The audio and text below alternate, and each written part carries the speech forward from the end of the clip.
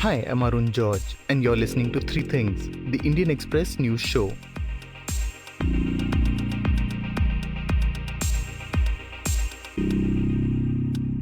In today's episode, we're looking at the latest announcement regarding a vaccine candidate for COVID-19. But first, we're looking at two aspects related to how the COVID-19 vaccine will be delivered to Indians once it receives approval from regulators. Even as COVID-19 continues to spread across the country and world, multiple trials are underway to find a vaccine. But even after a vaccine clears all the requisite trials, one huge challenge will be ensuring that everyone has access to it in a phased manner. India already has one of the world's biggest vaccine programs, but that's largely geared towards children and pregnant women. Distributing the COVID-19 vaccine will be a bigger challenge given the sheer number of people who need to get the vaccine. Even among adults, there are groups like frontline health workers and senior citizens who would need to get a higher priority. So how does the Indian government ensure that everyone gets adequate dosage, or that everyone gets it? And will it be free or paid? To answer these questions and more, we're now speaking with the Indian Express's Kaunain Sheriff, who has been reporting on the government's developing policy when it comes to distributing the vaccine. Kaunain, how will this vaccine drive be different from all the other vaccine drives that have been conducted for things like children, like say pulse polio or other ones? Yeah, so as you pointed out, right now we have what is called as a universal immunization program that largely focuses only on children and women. This covers not more than 4 crore population, which is very small when compared to the population of the country. So it is for the first time that an immunization program will involve the entire adult population, because we know that of all age groups who will be vaccinated, all of this depends of course upon the final results of different vaccines that are underway.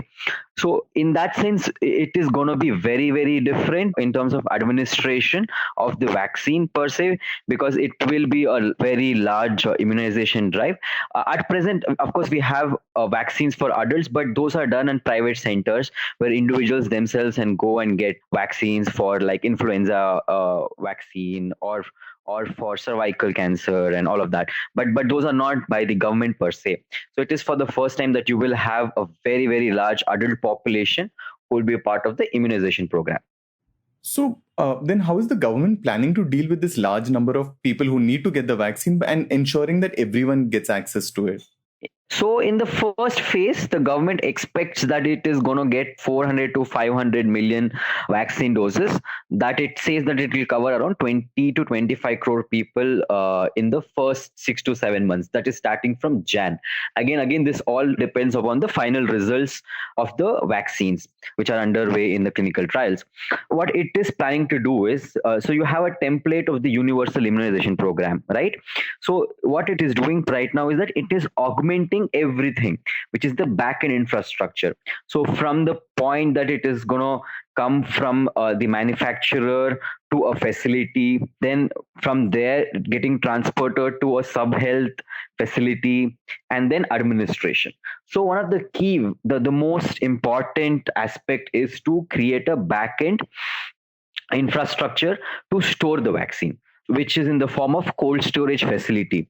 So right now you have around 26 to 28,000 facilities under the universal immunization program, and that will be augmented further by incorporating cold storage from the private sector.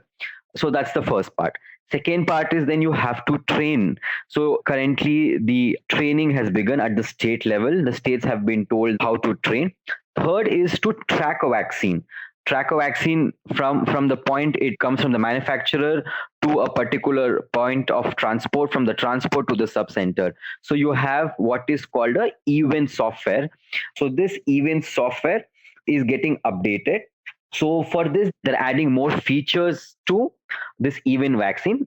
The specific feature which will be there for the COVID vaccine is the fact that now you will also be tracking not just the temperature and the other parameters regarding the vaccine, but also the people who are getting vaccinated.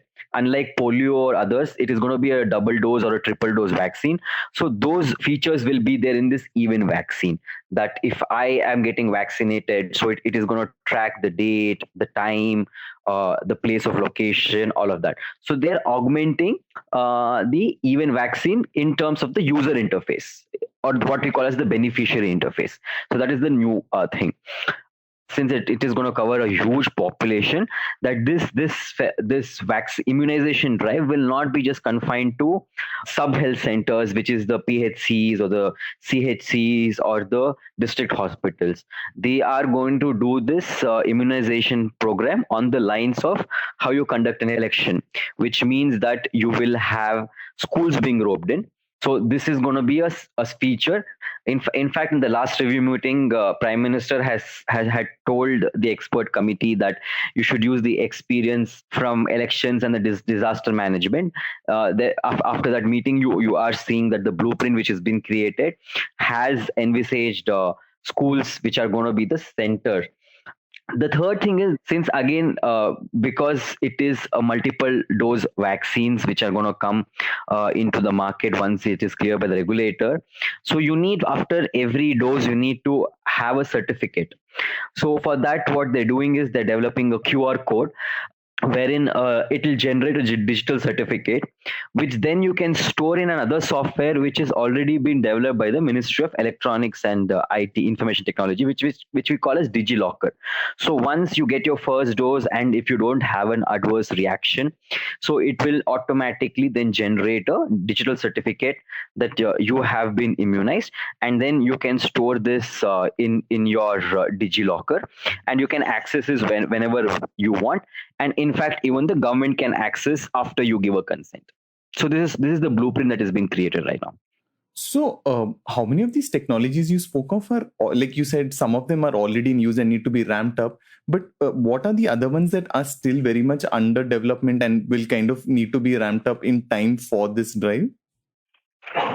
So one of the key things that even the Prime Minister has spoken of is the fact that digital health ID that is being developed. So people who don't have other IDs, they would be asked to use the digital health ID, which is now being developed.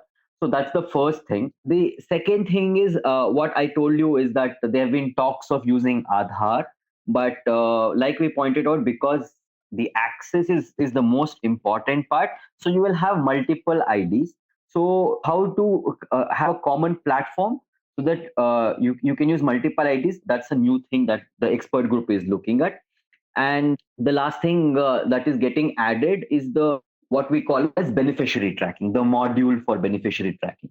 So this is again a new feature. So the even platform has to be enhanced for tracking the beneficiaries.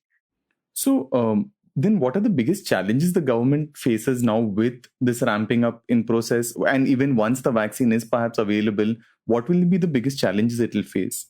So the biggest challenge, of course, would be right now the states have been asked to submit what we call as the priority group, right? So the priority group will involve the frontline workers, which are the doctors, the ASHA workers, the nurses, the policemen. All of these are the frontline workers. So you will have frontline workers at a district level, at a village level, at a gram level. So they have to be vaccinated. So for the cold storage facilities like this, that is a big challenge that will come up. And if you have right now, the plan is that we have 3 indigenous vaccines, which is by the Serum Institute, which is by the Oxford University. Then you have the Bharat Biotech vaccine, and you have the Zydus Cadila vaccine. So if you look at Zydus Cadila, these are 3-dose vaccines. The other 2 are 2-dose vaccines. So the other big challenge would be to sort of create a system where you are able to sort of plan that comprehensively to give that multiple doses. That's the second thing. And third thing, which state will get how much, so the blueprint of that will be managed. But again, like I'm pointing out after every answer, is that this all will depend upon the final results. If tomorrow Bharat Biotech gets a clearance by Jan, so how many doses will be available? But what is clear is that the first doses will only go to the priority group. And then, of course, the general population will start getting those vaccines. The third challenge would be that right now the government is also talking to the private healthcare facilities, that is the hospitals, because certain hospitals have said that we have our own infrastructure to vaccinate. So government is talking to them, depends whether they would allow them to vaccinate people outside immunization program, which I'm saying is like if tomorrow a vaccine comes, which is not a vaccine that is not part of the immunization program. Okay, let's assume they're like Moderna from US or something. So will government allow private citizens to go to a hospital, pay money, and get themselves vaccinated? So that will be another thing that the government is looking at. So these are early days. In the next 2 months, we'll have clarity in all this. One other question that has arisen following the BJP's promise in the Bihar election is, as you said, whether the vaccine will be available for free, whether it will be subsidized, whether you private citizens will say have to go to a hospital and pay for it. Is there any clarity on how that will work now, given this controversy that's come up? Yeah, so the expert group right now, of course, is discussing in detail with the companies on the prices. But the opinion within the government and the expert committee is that the prices of the vaccine can be determined only once the vaccine is cleared by the regulators, which means that it will know the real price of the procurement only when the vaccine is there. But like you know that multiple companies, especially AstraZeneca and Serum Institute, have quoted that their vaccine, which is a 2-dose vaccine, will cost somewhere around $1 to $3. This the government is not saying is a realistic figure, the $1 to $3, and that the price will come down once you have multiple companies distributing and marketing the vaccines. So the procurement, we don't know the price per se, but what we know is that the states will not be allowed to procure. Only the center will be procuring, okay, and then the states will be and then these vaccines will be distributed to the different states. The third aspect is, like Nirmala Sitharaman said, that we'll be giving for free, but there is a lot of ambiguity because there is no clarity at all whether the states will be asked to procure the vaccines, and then whether they want to distribute for free or not, that is their discretion. If we have to just go by the universal immunization program model, then it means that the central government will procure and give it for free. If it is not like that, then it is what we could gather is the fact that the central will procure and then give it at a cheaper price to the states. You had the IT cell in charge of BJP tweeting that this is that model where center will actually procure and give it for a nominal price, and it is the state's discretion to sell it or sorry, to vaccinate it free or not. Politically, no state will take the risk to ask the general population to vaccinate by asking them to pay, because it is like you saw this within hours after the BJP announced that the Bihar population will be vaccinated for free. You had the Tamil Nadu chief minister saying that we will also distribute for free. You had the Madhya Pradesh government also saying that we will distribute. So in that sense, whether it is state or center, you will have that a large vaccination of these, at least these 3 domestic vaccines will be done for free. However, if private sector also is allowed and you have very high-end vaccines like the Moderna, which requires temperatures which are sub-zero temperatures. Right now, we don't have a cold storage facility for this vaccine. Let's assume a big hospital like Apollo says that we have a tie with Moderna and that you could come and get vaccinated by paying. So in that sense, I think government would allow that also.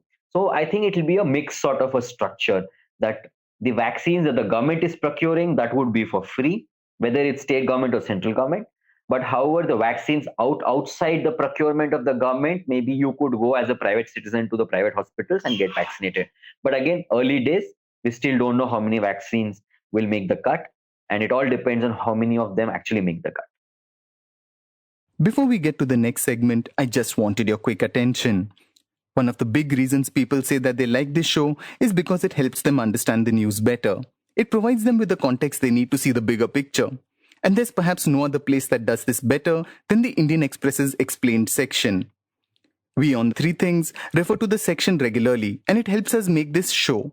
If you're a regular reader of the newspaper, you know how useful the Explained section can be, especially when you're looking for in-depth analysis by the right experts. You can log into indianexpress.com/explained and access their coverage 24/7.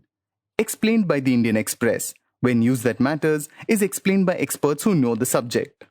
Now, back to the show. As Kaunain pointed out, one of the critical elements in vaccine distribution is what is called a cold chain, which ensures that a vaccine is stored at the right temperature right until it is injected into a person. But what constitutes a cold chain? And how good is India's existing cold chain? Also, what does India need to do to be prepared for a vaccine distribution on the scale of the COVID-19 vaccine? For this, we're now speaking with the Indian Express's Prabha Raghavan, who has been reporting on the sector and its importance in vaccine delivery. Prabha, there's a lot of talk about the planning about how the vaccine will be distributed and whether it will be free or not. But one thing that's not spoken about as much is what is known as the cold chain. Could you start by explaining what is a cold chain? Right. So cold chains are basically systems that are used to store and transport medicines and vaccines at certain temperatures. So this is basically a system that would see refrigerated units placed across the country from the point that the product is deployed to the point that it actually reaches the end customer. And it's done to ensure that some of these products, like vaccines, which respond drastically to certain changes in temperature, actually end up maintaining the required temperature that would help give them their potency when the vaccine is actually injected. But what happens if a cold chain is not done right? If there's a vaccine that needs to be stored between 2 to 8 degrees and you end up exposing it to a higher temperature, then if you're going to inject yourself with it at the end, it may not actually have the desired effect. So if you want to protect yourself against a particular virus and the vaccine is no longer effective because the temperature that it was stored at was higher than the one that it needed to be preserved in, then you're just injecting yourself with something that won't really save you or protect you or help you build the antibodies that you need to build against that virus. So that's basically what happens if you don't really have a proper cold chain system in place to maintain the temperatures of your vaccine. So how good is India's cold chain presently? And, is it presently dependent on private or is it government-owned entities for vaccines? So we do have a lot of private sector capacity as well. But India's cold chain, it is known to be one of the most robust in the world because we have one of the largest immunization programs. And it is, from what I've understood, the capacity that we have, which is, I think, about 27,000 cold chain points across the country, that is all owned and maintained by the government. Having one of the most robust cold chains for the immunization program isn't enough for India, given the number of doses that would need to be administered in this case. From speaking to some experts, what my understanding is that we have enough cold chain capacity to store, say, about 300 million doses of vaccines that are used in the universal immunization program.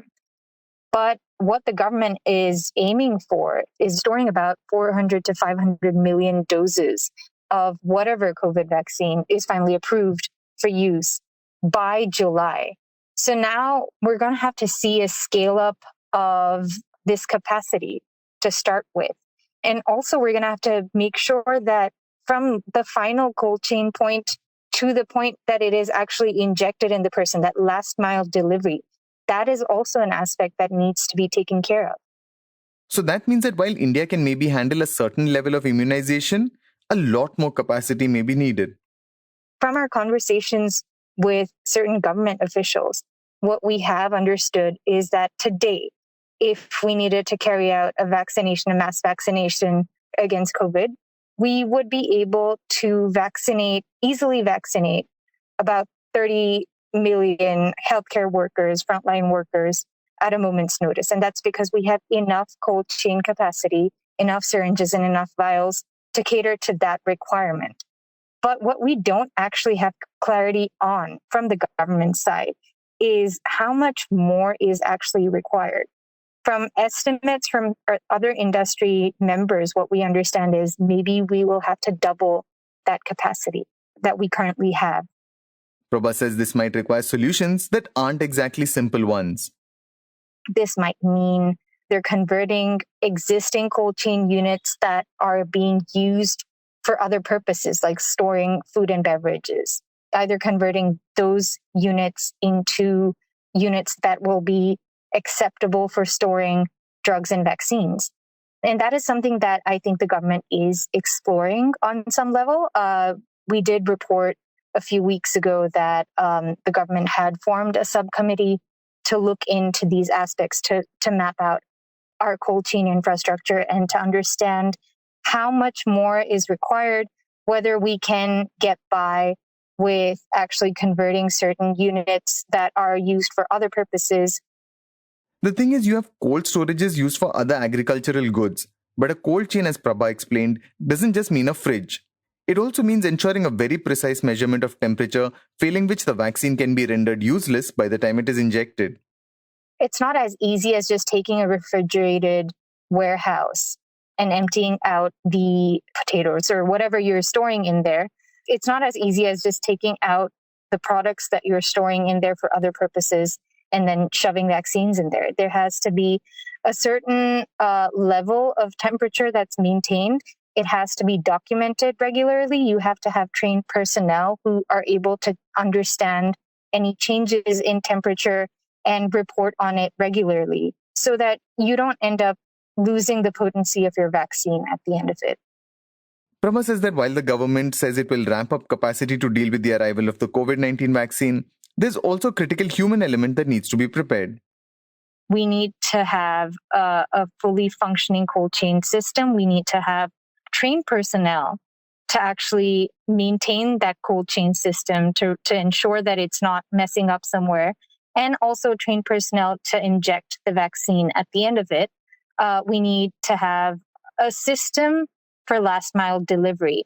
And we need to make sure that all of this is done in the span of a few months. How the states are going to coordinate with the center to ensure that the cold chain is maintained, that transportation is running. Do we know if the private sector is going to be involved in this project? Because we know that private sector companies are gearing up their existing capacity.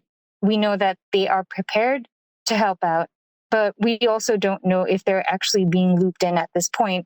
And if they are, then, in what capacity are they going to be involved in the entire cold chain and transportation process? But if such a massive immunization program is to be implemented, does it risk affecting the existing immunization program? India does have one of the largest birth cohorts every year.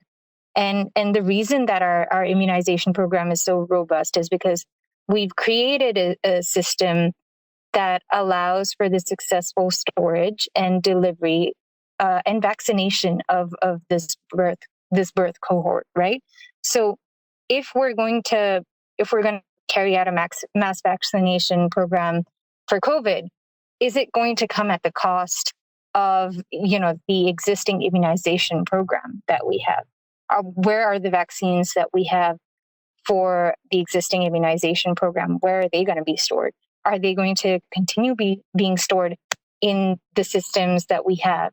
And then does that then mean we have to build an additional 500 million doses worth of capacity? Or are we going to use some of it, some of the existing capacity? All the data that we have so far is, say, 27,000 cold chain points across the country, potentially a capacity to store 300 million doses of the immunization vaccines. But we don't know if there is excess capacity or not. We don't know if how much excess capacity there is, if there is any. And we don't know how much more we have to actually add. And that's the thing that we've been trying to get the government to answer for several weeks now.